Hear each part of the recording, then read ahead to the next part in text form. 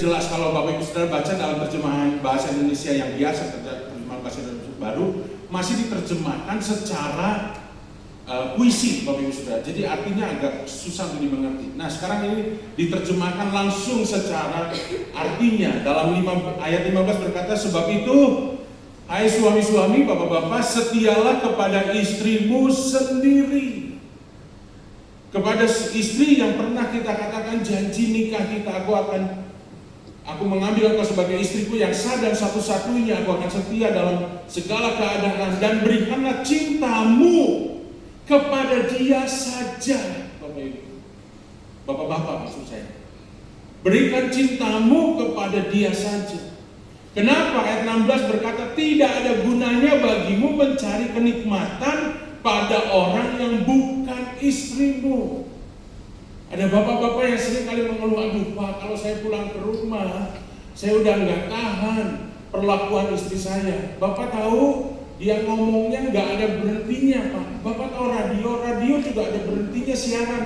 Ini nggak ada berhentinya, bahkan sampai ngigo pun marahin saya. Kira-kira kan seperti istri seperti itu. Saya berharap tidak ada Bapak Ibu Saudara yang mimpi, dia bangun dan dia marah sama suaminya. Kenapa kamu marah? Kamu melakukan ini. Kapan saya melakukan? Tadi di mimpi saya.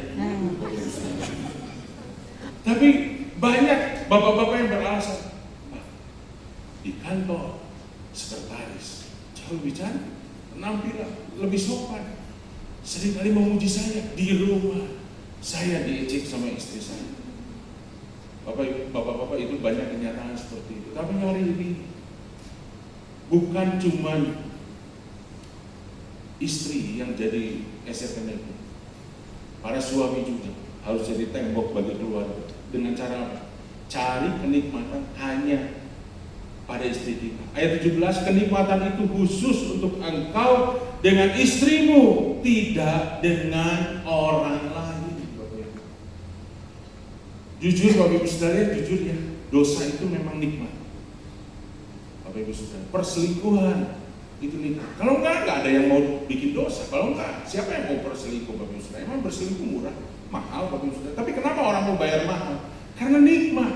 Tapi Alkitab berkata biarlah kenikmatan kita kudus, yaitu khusus untuk kita dengan istri, tidak dengan orang lain. Kenikmatan Bapak Ibu Saudara itu harus kudus, bukan untuk memuaskan saja. Ayat 18, sebab itu hendaklah engkau berbahagia dengan istrimu sendiri. Carilah kenikmatan pada gadis yang telah kau nikahi.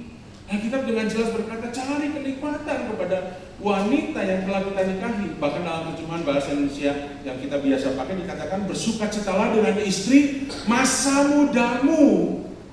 Kata masanya jangan sampai hilang Bapak Ibu Saudara. Artinya jauh beda, istri muda. Istri masa muda, berbahagialah, carilah kenikmatan, carilah kepuasan pada istri kita. Maka bapak-bapak, kita akan jadikan istri kita ezer kenegdo yang sangat efektif buat kita. Perlindungan dari seorang laki-laki yang takut akan Tuhan.